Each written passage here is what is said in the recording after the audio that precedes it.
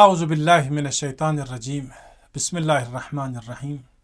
دوستو، آج کی سوشل میڈیا کے دور میں ہر مذہب کے ماننے والے کی یہ مانگ ہے کہ اپنے مذہب کی حقانیت کو مختصر لیکن پختہ دلائل سے ثابت کر سکیں، اور ہر مکتب دین کے علماء کا یہ وظیفہ ہے کہ اپنے مکتب کے عقائد کو دلائل کے ساتھ اس مکتب کے ماننے والوں کے لیے ثابت کرے، کیونکہ آج کے دور کے نوجوان اندھی تقلید کو نہیں مانتے۔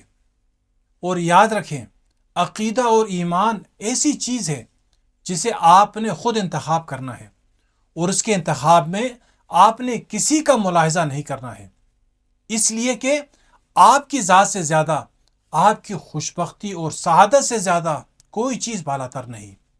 لہٰذا اپنے ایمان اور عقیدے کو انتخاب کرنے میں آپ کسی ذات کو اہمیت ہرگز نہ دیں۔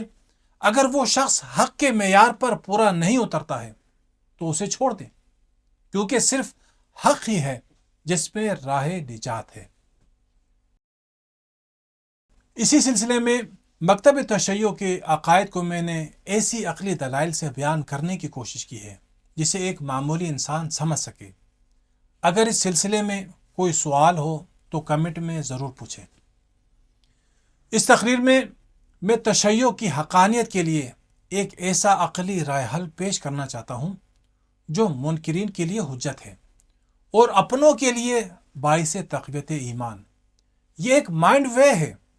ہر مذہب کے پیروکار اپنے مذہب کی حقانیت کے لیے اپنا مائنڈ وے بنا سکتے ہیں، جس میں وہ اپنے ہم عقیدہ لوگوں کے لیے عقلی دلائل کے ذریعے سے اپنے مذہب یا دین کی حقانیت کو ثابت کر سکتے ہیں۔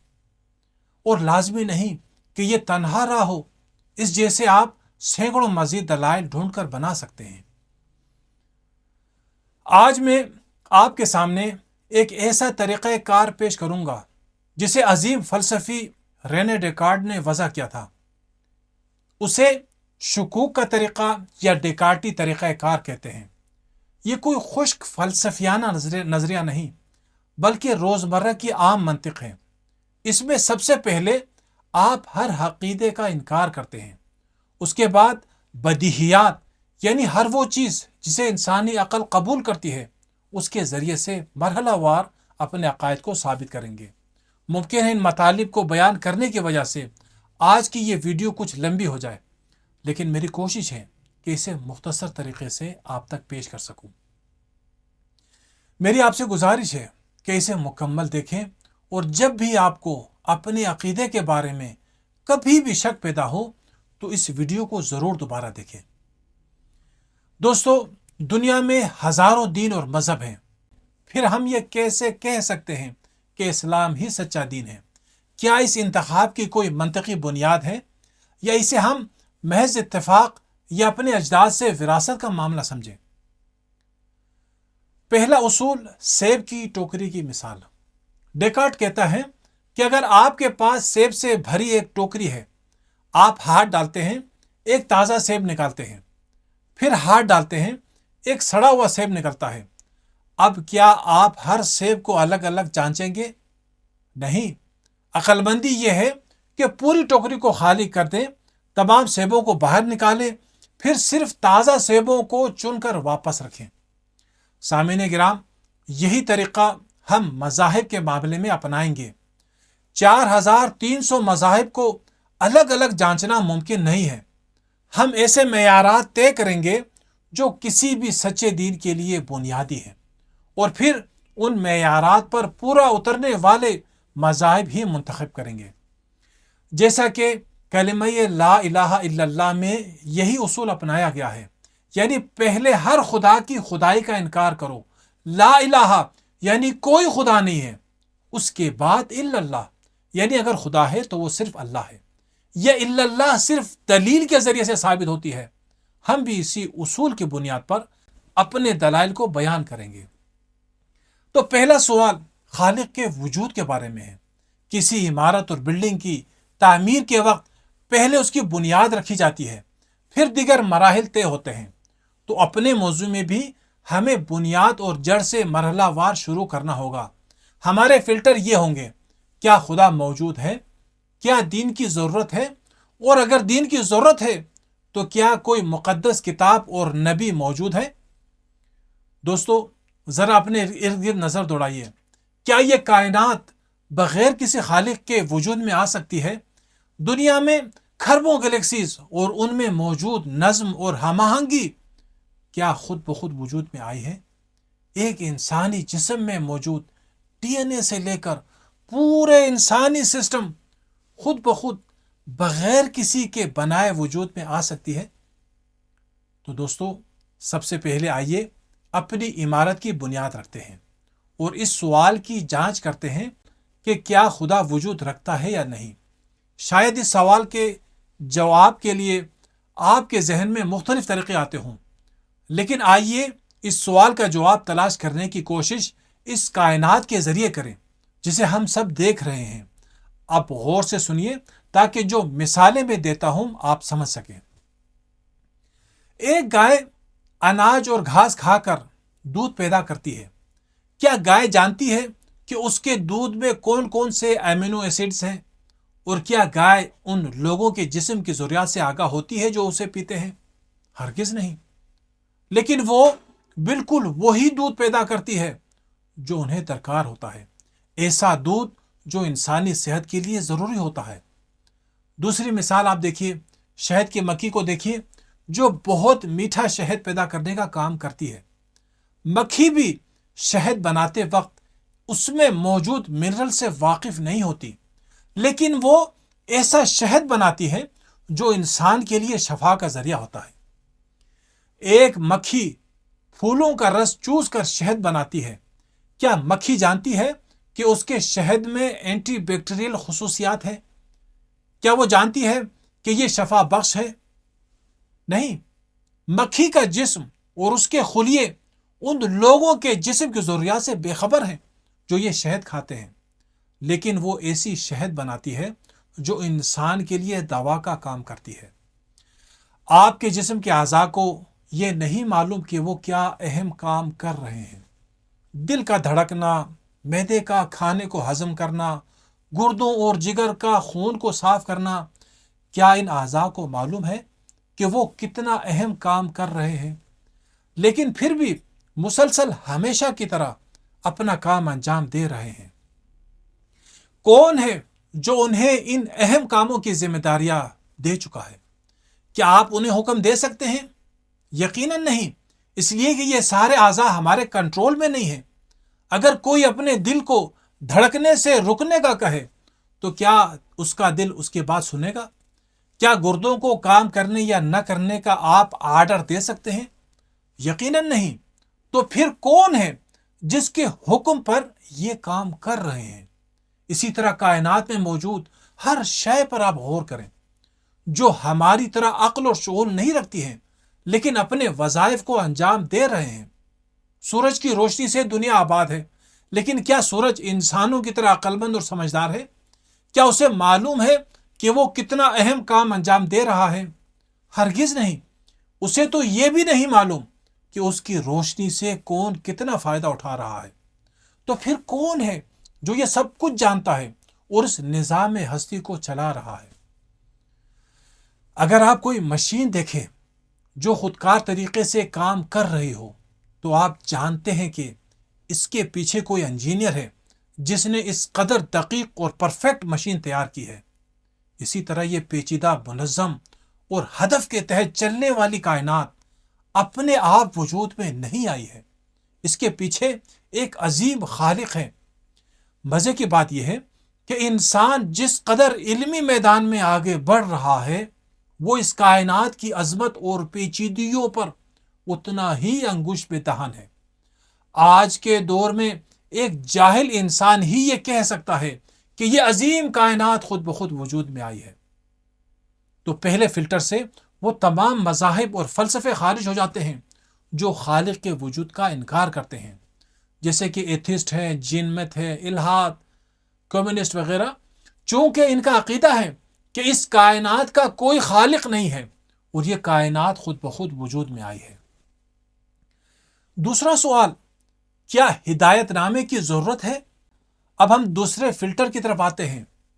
فرض کر لیں کہ خالق موجود ہے. اب سوال یہ ہے کیا اس خالق نے ہمیں کوئی ہدایت نامہ دیا ہے؟ ذرا سوچئے، جب آپ کوئی نئی مشین خریدتے ہیں یا موبائل فون، لیپ ٹاپ، یہاں تک کہ ایک چھوٹا سا گھریلو مشین بھی لیتے ہیں تو اس کے ساتھ ایک ہدایت نامہ ملتا ہے، کیونکہ بنانے والی کمپنی جانتی ہے کہ کسٹمر کو اسے استعمال کا طریقہ سمجھانا ضروری ہے۔ اب ذرا انسان کے بارے میں سوچئے، ہماری تخلیق کائنات کی سب سے پیچیدہ تخلیق ہے۔ ہم سوچنے، سمجھنے، انتخاب کرنے کی صلاحیت رکھتے ہیں۔ ہم ہمیشہ سے پوچھتے آئے ہیں، میں کون ہوں؟ میں یہاں کیوں آیا ہوں؟ میری زندگی کا مقصد کیا ہے؟ میرے مرنے کے بعد میرے ساتھ کیا ہوگا؟ موت کے بعد کیا ہوگا؟ کیا ممکن ہے کہ ہمارے خالق نے ہمیں یہ سوچنے سمجھنے کی صلاحیت تو دی ہو، یہ گہرے سوال پوچھنے کی تڑپ دی ہو، پھر ہمیں بہرا بے مقصد چھوڑ دیا ہو؟ کیا ممکن ہے کہ خالق مجھے ایسی عقل دے کہ میں ایسے سوال پوچھ سکوں، لیکن مجھے کوئی ایسا پیغام نہ دے جس میں ان کے جوابات ہوں؟ کیا وہ ہمارے لیے کوئی ہدایت نامہ نہیں بھیجا اس نے؟ یہ تو ایسا ہوگا جیسے کوئی کمپنی انتہائی پیچیدہ مشین تو بنا دے لیکن اس کا ہدایت نامہ نہ لکھے۔ یہ عقلاً ناممکن ہے۔ لہٰذا ہمارا مطلوبہ دین ایسا ہونا چاہیے جس کے پاس آسمانی کتاب ہو اور خالق کی طرف سے بھیجا گیا ہدایت نامہ بھی رکھتا ہو۔ تو دوسرے فلٹر سے وہ سارے مذاہب خارج ہو جاتے ہیں جن کے پاس الہامی کتاب نہیں ہے، یہ جو کسی واضح ہدایت کے قائل نہیں ہیں، جیسے شنتو مت ہے، بدھ مت ہے اور مختلف قبائلی عقائد وغیرہ۔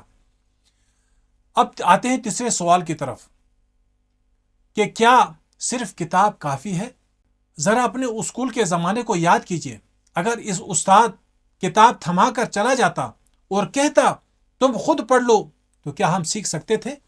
نہیں، ہم ایک استاد کی ضرورت تھی ہمیں، جو ہمیں کتاب پڑھائے، جو مشکل نکات سمجھائے، جو عملی مثالیں دے، جو ہماری غلطیوں کو درست کرے اور جو ہمارے سوالوں کا جواب دے سکے۔ بالکل اسی طرح خالق کی طرف سے بھیجی گئی کتاب کے لیے بھی ایک استاد، ایک معلم، ایک پیغمبر کی ضرورت ہے، جو کتاب کی تعلیم دے، اس پر عمل کر کے دکھائے، لوگوں کو جمع کرے اور انہیں تنظیم دے، عملی زندگی میں رہنمائی کرے۔ دوستو، یہ فطرت کا بھی اصول ہے۔ چونٹیوں کی پوری کالونی ایک ملکے کی قیادت میں چلتی ہے۔ شہد کی مکھیوں کا پورا چھتا ایک ملکہ کے تحت کام کرتا ہے۔ کیا ممکن ہے کہ خالق جو چونٹی اور مکھی جیسے چھوٹے جانداروں کو رہنما کے بغیر نہیں چھوڑتا، انسان جیسے اشرف المخلوقات کو بغیر رہنمائی کے ویسے ہی چھوڑ دے؟ ایسا ہرگز ممکن نہیں۔ تو دوستو، تیسرے فلٹر سے وہ سارے مذاہب خارج ہو جاتے ہیں جو کسی پیغمبر یا رسول کے تصور کو نہیں مانتے، جیسے ہندو مت ہے اور دیگر بقیہ مذاہب۔ تو ان تین فلٹرز کا مجموعی نتیجہ یہ نکلتا ہے کہ جو خالق کے وجود کو، الہامی کتاب کے ہونے کو اور پیغمبر اکرم کے ہونے کو ثابت کر سکے، تو صرف تین مذاہب باقی بچتے ہیں: یہودیت، عیسائیت اور اسلام۔ یہ تینوں مذاہب ان تینوں بنیادوں پر ایمان رکھتے ہیں۔ یہ اس بات کی علامت ہے کہ ان تینوں کی بنیاد سچائی پر ہے۔ اب آتے ہیں اس آخری فیصلہ کن سوال کی طرف، نبی کریم کی صداقت۔ اب ہم آخری اور فیصلہ کن مرحلے میں آتے ہیں۔ یہودیت اور عیسائیت دونوں حضرت موسیٰ اور حضرت عیسیٰ کو مانتی ہیں، لیکن وہ ہمارے پیغمبر نبی کریم کو اللہ کا آخری رسول تسلیم نہیں کرتے، جبکہ اسلام یہ تعلیم دیتا ہے کہ نبی اکرم حضرت محمد مصطفیٰ صلی اللہ علیہ وآلہ اللہ کے آخری نبی ہیں اور حضرت موسیٰ اور عیسیٰ بھی اللہ کے پیغمبر ہیں۔ لہٰذا اگر ہم ثابت کر سکیں کہ نبی کریم سچے پیغمبر ہیں تو خود بخود اسلام ہی واحد سچا دین ثابت ہو جائے گا۔ اب سوال یہ ہے کہ ہم کیسے ثابت کریں؟ آئیے منطقی انداز میں دیکھتے ہیں کہ نبی کریم کی زندگی کس انداز میں گزری۔ اب شاید خدا کے وجود پر سوال کریں گے یا شک کریں گے، لیکن ایک ایسے انسان کے بارے میں جو 1400 سال پہلے مکہ میں پیدا ہوا اور جس نے دین اسلام کو لوگوں تک پہنچایا، اس کے وجود کے بارے میں کوئی شک نہیں کر سکتا۔ اس لیے کہ اس شخص کی قبر آج بھی مدینے میں موجود ہے اور 1400 سال سے لوگ اس کی قبر کی زیارت کرتے ہیں۔ اسی وجہ سے جتنے بھی لادین اور ملحد لوگ جنہوں نے اللہ کے وجود پر شک کیا ہے، کبھی بھی انہوں نے نبی کریم کی زندگی کے بارے میں شک و شبہ نہیں کیا ہے، اسے اللہ کا رسول نہیں مانتے ہیں، لیکن اس کے وجود کا کبھی بھی انکار نہیں کر سکے ہیں۔ تو نبی کریم حضرت محمد مصطفیٰ صلی اللہ علیہ وآلہ وسلم 40 سال تک اپنی قوم میں رہے، انہیں سچا اور امانت دار کہا جاتا تھا، ان کا ہر قول و فعل لوگوں کے سامنے تھا۔ 23 سال تک اعلان نبوت کے بعد بھی وہ اسی معاشرے میں رہے۔ کیا کوئی شخص 63 سال تک مسلسل جھوٹ بول سکتا ہے جبکہ اس کا ہر لمحہ لوگوں کی نگرانی میں ہو؟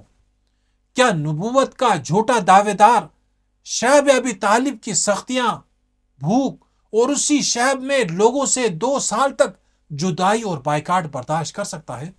اس کے پاس کس چیز کی کمی تھی؟ حضرت خدیجہ سلام اللہ علیہا کی ساری دولت آپ کے پاس تھی، پورے شہر میں آپ کی عزت تھی، لوگ احترام کرتے تھے۔ جس انسان کے پاس نہ دولت کی کمی ہو اور نہ عزت کی کمی ہو، وہ کس لیے نبوت کا جھوٹا دعویٰ کرے، جبکہ اس دعوی نبوت کے بعد 13 سال تک مکے میں سختیاں برداشت کی اور آخر میں اپنے شہر کو بھی چھوڑنا پڑا۔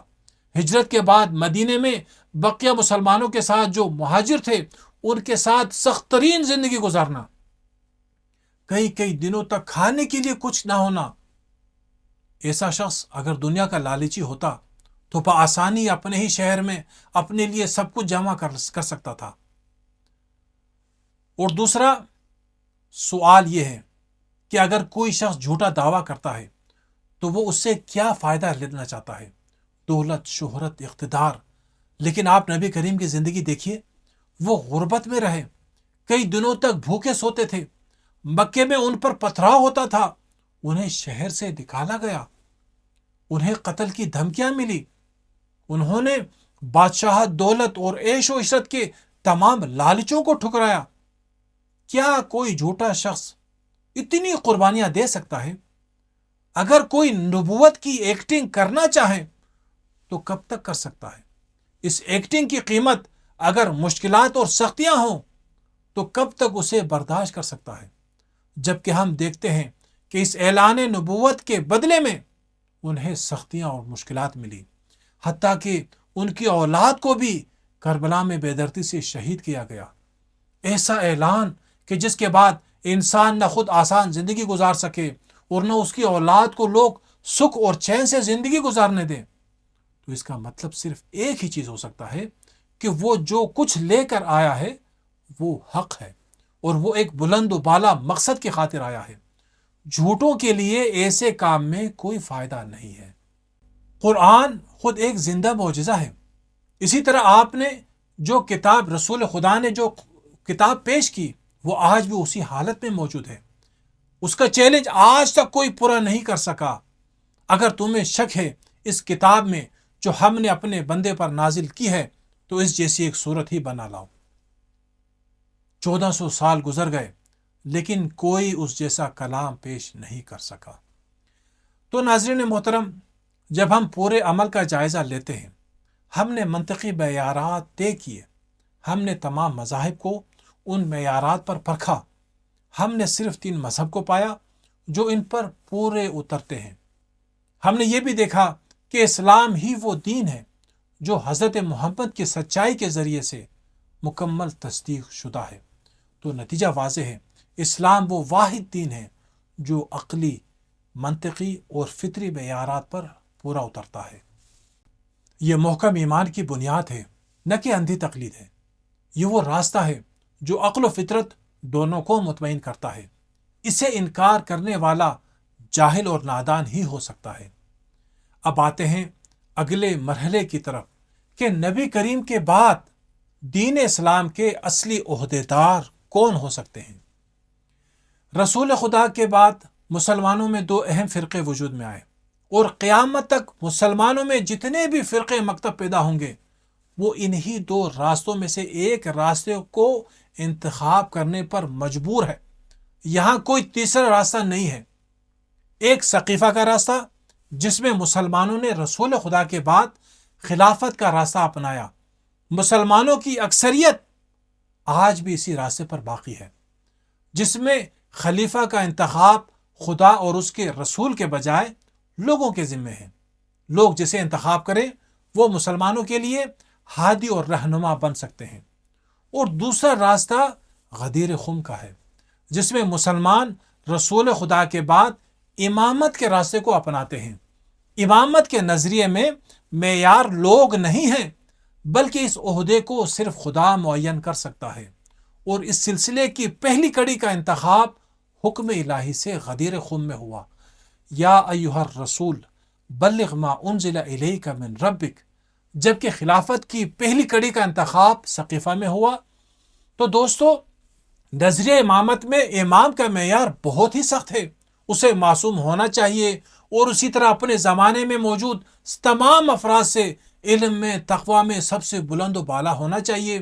اس کے حقانیت کی گارنٹی خود رسول خدا کو دینا چاہیے، اور حدیث ثقلین کے ذریعے سے سب مسلمانوں کو رسول خدا نے ان سے جڑنے کی تاکید کی ہے۔ جبکہ نظر خلافت میں خلیفہ کے لیے ان شرائط کا ہونا ضروری نہیں۔ ایک لحاظ سے ان شرائط کی سختی سے ہم یہ سمجھ سکتے ہیں کہ ان دو راستوں میں امامت کی کوالٹی بہت زیادہ بہتر ہے۔ اس لیے کہ جب آپ ایک موبائل بھی لیتے ہیں تو جس موبائل کی گارنٹی اور کوالٹی بہتر ہو تو اسے ہی بہتر سمجھا جاتا ہے، جبکہ بغیر گارنٹی اور کوالٹی کے موبائل کسی بھی وقت آپ کو دھوکہ دے سکتی ہے۔ یہاں پر ایک اہم نقطہ یہ ہے کہ جس قدر گارنٹی زیادہ ہوگی، بنانے والی کمپنی پر ذمہ داری بھی زیادہ ہوگی۔ ہم جب خلافت اور امامت میں انتخاب کرنا چاہیں تو ایک طرف کوئی گارنٹی نہیں، نہ علم کی گارنٹی ہے، نہ عصمت کی گارنٹی ہے، بلکہ بعد میں ایسے لوگ خلیفہ بنتے ہیں جن کا نام تاریخ میں انسانیت کے لیے باعث شرم بن جاتی ہے، جن کے ظلم و ستم کی مثالیں تاریخ میں ہمیشہ دی جاتی رہی ہیں۔ ان دو سلسلوں یعنی خلافت اور امامت میں ایسا ہرگز ممکن نہیں کہ آپ کسی کو مانیں اور کسی کو نہ مانیں۔ یعنی اگر آپ نے خلافت کو مان لیا تو پھر اس میں یزید جیسے ظالموں کو بھی ماننا پڑے گا۔ اگر امامت کو مانا تو ایسا نہیں کہ آپ صرف چند کو امام مان لیں اور باقی کو نہ مانیں، بلکہ اس سلسلے کو اپنے موجودہ دور تک جو خلیفہ یا امام ہے اس وقت تک آپ کو اسے ماننا پڑے گا۔ اب بتائیے کہ آج کے دور میں خلافت کے سلسلے میں کس کو خلیفہ مانتے ہیں اور امامت کے سلسلے میں کس کو امام مانتے ہیں؟ ان کا آج بھی ہونا ضروری ہے، اس لیے کہ ہم بھی اسی محمد کو اپنا نبی مانتے ہیں جسے پہلی دوسری صدی کے مسلمان نبی مانتے تھے۔ اگر ان کے لیے امامت اور خلافت ہے تو ہمارے لیے کیوں نہیں؟ اللہ تعالیٰ نے رسول خدا کو آخری پیغمبر اور نبی بنایا، اور نبوت کا دروازہ ہمیشہ کے لیے بند ہوا، لیکن کیا خلافت اور امامت بھی ہمیشہ کے لیے بند ہوا ہے؟ کیا آج کے دور کے مسلمانوں کا یہ حق نہیں بنتا کہ ان کے لیے بھی کوئی خلیفہ یا امام ہو؟ تو اس سلسلے میں امامت کے معتقد آج بھی اپنے امام کے وجود کو مانتے ہیں، لیکن خلافت کے معتقد خلیفہ سے محروم ہیں۔ آج کے دور میں ہر علاقے کے لوگ اگر کسی کو خلیفہ بنانا چاہیں تو کس کو بنائیں؟ تو عزیزان محترم، ان دو راستوں میں یقیناً امامت کا راستہ ایسا راستہ ہے جس کے ماننے والے ایک زندہ، معصوم اور سب سے عالم شخص کی امامت کے قائل ہیں، جبکہ خلافت کے معتقد اس سلسلے میں حیران اور سرگردان ہیں کہ اس دور میں نبی کریم کا خلیفہ کون ہے، کسے ہم اپنا خلیفہ بنائیں۔ تو نتیجہ یہ ہوا کہ ہم خدا کی طرف سے بنائے گئے امامت کے سلسلے کو ہی حق مانتے ہیں، کیونکہ امامت میں معیار ہے لیکن خلافت میں معیار نہیں ہے۔ اسی طرح آج بھی مسلمانوں کا امام زندہ اور موجود ہے، لیکن اس وقت دنیا میں بلکہ گزشتہ چند صدیوں سے کہیں بھی ہمیں مسلمانوں کا خلیفہ نظر نہیں آتا ہے۔